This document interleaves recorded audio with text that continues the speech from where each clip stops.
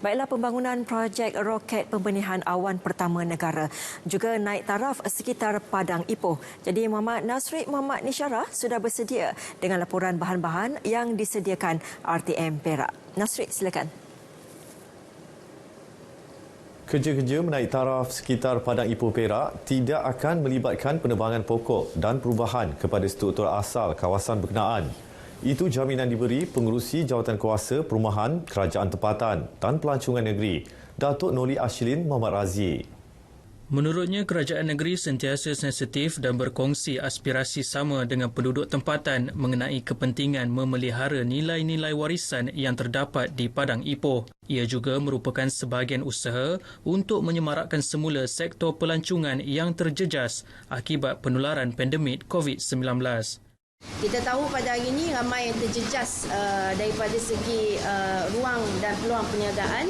Jadi kita inginkan untuk membawa lebih banyak perubahan ataupun penambahan produk khususnya di Bandaraya Ipoh itu sendiri untuk membantu membangunkan ekonomi khususnya penduduk-penduduk di kawasan Ipoh. Beliau melakukan tinjauan di Padang Ipoh bersama Datuk Bandar Ipoh, Datuk Rumaizi Baharin. Projek cahaya dan bunyi di sekitar Padang Ipoh adalah inisiatif kerajaan negeri bagi meningkatkan tarikan pelancong ke Bandaraya Ipoh dengan kerjasama pihak berkuasa pelaksana Koridor Utara NCIA. Projek tersebut turut merangkumi kerja-kerja membaik pulih Ipoh Riverfront yang telah lama terbiar. Kedua-dua projek dijangka siap awal Januari 2021.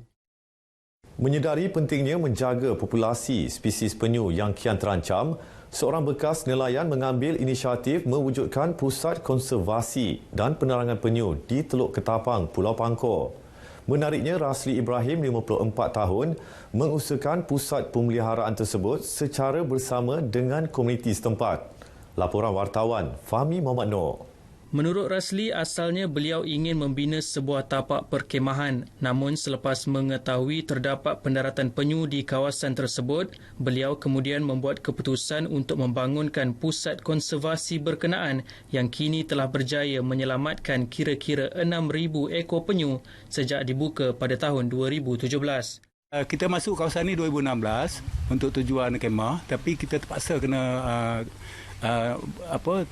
ubah kita punya rancangan tu sebab kita tengok kawasan ni sebenarnya ada turtle.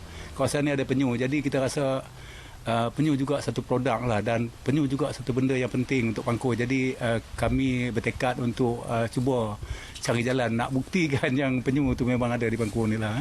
Berbeza dengan tempat lain, makanan secara semula jadi diberi kepada penyu di pusat konservasi ini seperti mana habitat asal mereka. Ia bagi membiasakan penyu dengan kehidupan sebenar selepas dilepaskan kelak. Selain itu, penetasan telur penyu secara in situ dilaksanakan di pusat pemeliharaan di sini kerana kaedah tersebut adalah yang terbaik. Anak-anak penyu yang baru menetas akan dijaga rapi sebelum dilepaskan kembali ke laut. Jadi apa yang orang ramai boleh lihat di kampung penyu ni, kami buat secara asuhan lah. Maksud dia penyu-penyu yang menetas tu kita tak lepaskan terus. Kita hanya ambil 20 ataupun 30% saja yang kita lepas sebab banyak. Jadi yang lebihnya kita akan asuh lah. Kita asuh 3 bulan. Selepas 3 bulan baru kita buat pelepasan secara berperingkat-peringkat.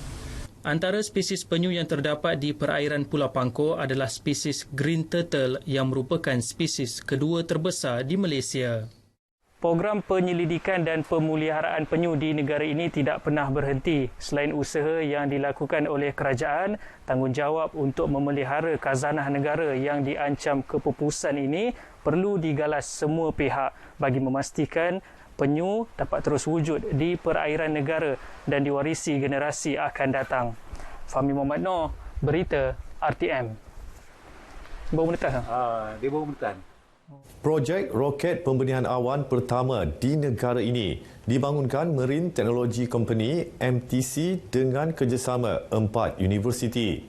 Pengurus Besar MTC Engineering Sdn Bhd, Lieutenant Colonel B. IR Muhammad Juwani Sujana berkata, selain menjimatkan, ia juga mampu mengawal keperluan jarak dikendaki berbanding pesawat sedia ada.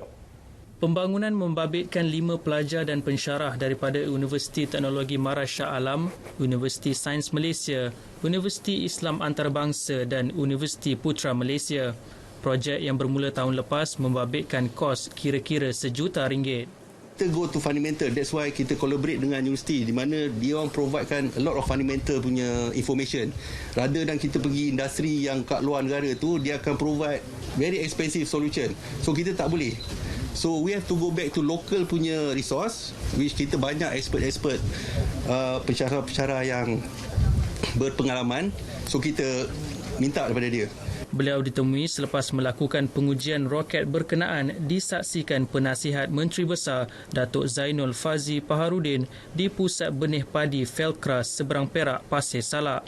Felkras Seberang Perak dipilih untuk pengujian kerana kawasan yang sangat luas selain mempunyai radius 2 km daripada kawasan penempatan. Turut diuji dua lagi jenis roket iaitu roket latihan yang sesuai digunakan untuk latihan ketenteraan serta sains teknologi kejuruteraan matematik STEM bagi program pendidikan di sekolah. Setakat ini perkembangan dari Perak kembali ke Angkasa Puri. Salam hormat.